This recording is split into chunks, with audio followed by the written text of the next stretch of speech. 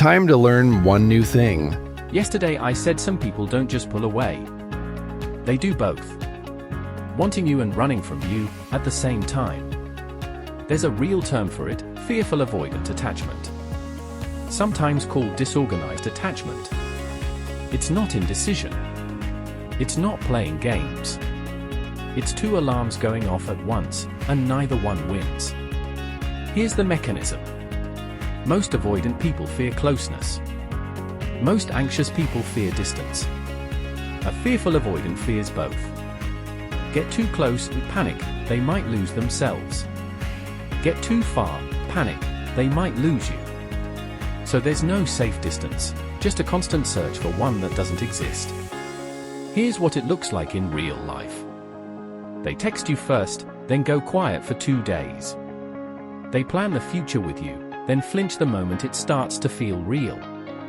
They pull you in close, then find a reason to pick a fight right after. To you, it feels like whiplash. To them, it feels like the only two moves they know how to make. Here's the part that's easy to miss. This isn't happening because they don't know what they want. It's happening because both options feel unsafe. Wanting you is dangerous.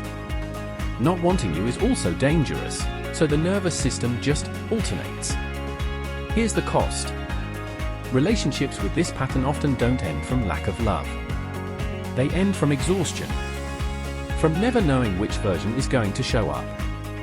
One real thing to notice, it's rarely random. Look at what happened right before the flip. Closeness usually comes first. The retreat is the reaction, not the cause. But here's what I haven't told you yet. Even if you can name your exact pattern, naming it doesn't change it. There's a reason understanding yourself and actually changing don't happen at the same time. That gap has a name too. Tomorrow. Thanks for watching. Please subscribe and share with your friends so they can learn one new thing too.